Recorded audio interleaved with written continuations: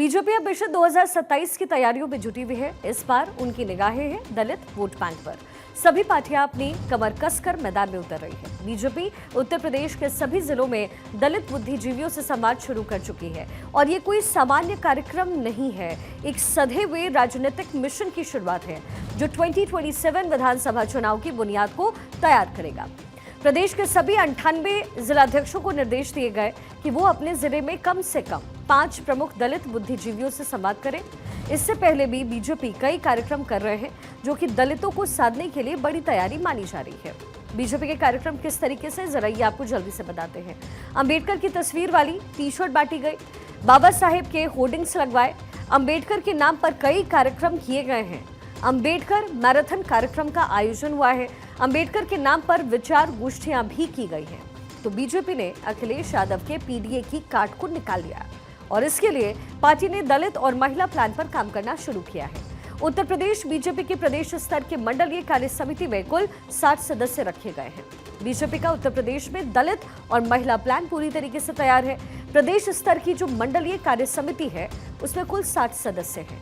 कार्य समिति में 15 पदाधिकारी और बाकी सदस्य रखे गए। 50% एससी वर्ग महिलाओं और ओबीसी को जगह मिली।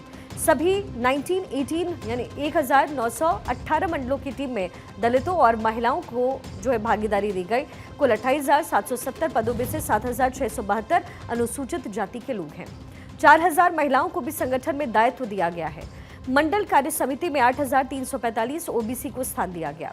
पहली बार बीजेपी ने संगठन में एससी और महिलाओं की भागीदारी का नियम बनाया। इसे मंडलीय कार्य समिति में भी लागू किया गया है। भारतीय जनता पार्टी ने 2027 में उत्तर प्रदेश चुनाव की तैयारियों का आगाज शुरू कर दिया। दरअसल भारतीय जनता पार्टी ने एक महाअभियान चलाना शुरू किया है जिसमें विपक्ष के पीडीए प्लान की काट ढूंढ ली। दरअसल पीडीए पिछड़ा दलित अल्पसंख्यक की काट इस लिहाज से ढूंढी है जिसमें एससी यानी दलित और महिला का समागम के साथ अब संगठन में भागीदारी के साथ आगे बढ़ रहे हैं। वैसे भी भारतीय जनता पार्टी महिलाओं को लेकर जिस तरीके से वो आगे बढ़ी है चुनावी लिहाज से, तो ऐसे में महाराष्ट्र एक बड़ी जीत महिलाओं की वजह से हुई है और वहीं महिलाओं ने हरियाणा चुनाव में, दिल्ली चुनाव में भी भारतीय जनता पार्टी को सत्ता के परचम तक पहुंचाया है। तो अब उत्तर प्रदेश के लिए भी जो प्लान तैयार हुआ है इसमें पीडीए की काट यानी कि अखिलेश यादव के पीडीए फॉर्मूले की काट में अब महिला और एससी प्लान को तैयार कर लिया। दरअसल इस प्लान में मंडलीय समिति में 50% से ज़्यादा एससी वर्ग के जो नेता हैं और महिलाएं हैं उनकी भागीदारी है। ये पहली बार है जब भारतीय जनता पार्टी ने एक नियम बनाया है मंडलीय स्तर पे महिलाओं और एससी वर्ग के भागीदारी को लेकर। तो अब मंडलीय स्तर पर एक संगठन होगा जिसमें लगभग 60 व्यक्ति पद होंगे और उस 60 में से 50% जो सीट होंगी वो महिलाओं को, ओबीसी को और एससी को दी जाएगी। और इससे हर मंडल स्तर पे भारतीय जनता पार्टी एससी परिवारों से और उनमें रह रहे लोगों से सदस्यों को अपने साथ जोड़ेंगे, वहीं ओबीसी के सदस्यों को जोड़ेंगे और महिलाओं को साथ लाकर अखिलेश यादव और विपक्ष के पीडीए कार्ड को फेल करने की तैयारी में आगे बढ़ रहे हैं। अब बीजेपी ऐसा क्यों कर रही है, इसके पीछे का गणित क्या है, जरा वो समझिए। उत्तर प्रदेश में दलित 21% है। पिछली बार लोकसभा चुनाव में बीजेपी के वोटों में 8.50% की गिरावट आई। इसमें उसकी 26 सीटें घट गई। पार्टी को 41.37% ही वोट मिले, जबकि 2019 में बीजेपी को 49.98% वोट मिले। ये गिरावट दलित वोटों के छिटकने से माना जाता है। उत्तर प्रदेश में दलित वोट बैंक कैसा है, जरा ये समझिए। दलित है 21%, जाटव है 11.70%, पासी 3.3%, कोरी वाल्मीकि है 3.15%, धानुक गौड़ खटीक 1.05%। अन्य दलित जातियां इसमें 1.57% है। तो बीजेपी ने बाद में हुए उपचुनाव में काफी हद तक भरपाई की है, लेकिन 2027 विधानसभा चुनाव को लेकर बीजेपी कोई कोर कसर नहीं छोड़ना चाहती और इसकी वजह भी है।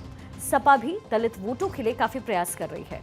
उधर मायावती ने भतीजे आकाश आनंद को चीफ नेशनल कोऑर्डिनेटर का पद देकर अपने कोर वोटर्स को एक बार फिर से एकजुट करने की जो कवायद है वो की है।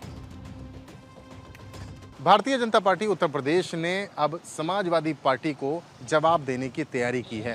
समाजवादी पार्टी पीडीए की बात करती है, पिछड़ा, दलित और अल्पसंख्यक की बात करते हुए एनडीए और भारतीय जनता पार्टी को हर चुनाव में लगभग शिकस्त दे रही है। और शिकस्त देने के लिए अब भारतीय जनता पार्टी ने अपना प्लान तैयार किया है महिलाओं और दलित को लेकर। महिलाओं और दलितों पर आने वाले दिनों में भारतीय जनता पार्टी फोकस करने जा रही है। मंडलीय स्तर पर गठित होने वाली कार्य समिति में दलित और महिलाओं पर विशेष फोकस दिया जा रहा है। प्रदेश में 1918 मंडल हैं और इन मंडल में प्रत्येक मंडल में 60 कार्य समिति सदस्य रखे जाते हैं। कुल मिलाकर 28,870 पदों के लिए अगर बात की जाए तो अनुसूचित जाति को 7,672 पद दिए जा रहे हैं, ओबीसी को करीब 8,345 पद और महिलाओं के 4,000 पद दिए जा रहे हैं। इसका आदेश भी यह पहली बार है जब भारतीय जनता पार्टी पीडीए की काट कुछ इस तरह से निकाल रही है, जिसमें महिलाओं और अनुसूचित वर्ग को विशेष फोकस में और विशेष एजेंडे में रखा गया है।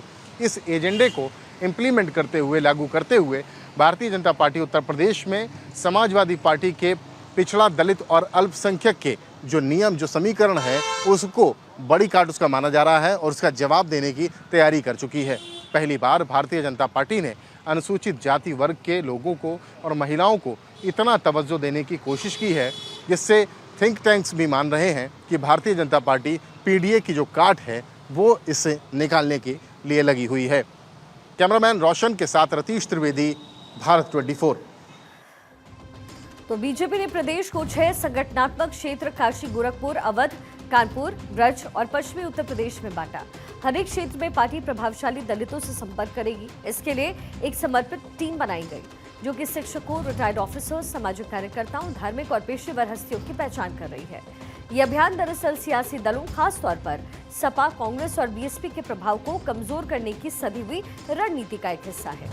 बीजेपी की दलित रणनीति की 5 बड़ी बातें कौन सी हैं? देखिए, हर एक क्षेत्र में प्रभावशाली दलित व्यक्तियों की पहचान, हर जिले में एससी और जिला अध्यक्ष की 5-5 प्रभावशाली दलितों से संवाद, मंडल कार्य समितियों में अनिवार्य दलित प्रतिनिधित्व, हर जाति से जुड़े हुए नेताओं को सरकार संगठन में जिम्मेदारी, सम्मान से सत्ता तक की सियासी थ्योरी पर फोकस करना। 2014 से पहले बीजेपी ने गैर जाटव दलितों को साधने पर ज्यादा ध्यान दिया।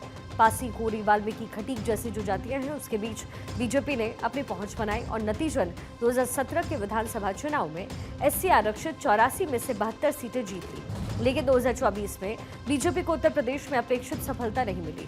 खुद पार्टी बहुमत से 32 सीटें पीछे रह गई, जबकि विपक्षी गठबंधन ने संविधान खतरे में है का प्रचार कर दलित मतदाताओं को प्रभावी ढंग से साथ लिया।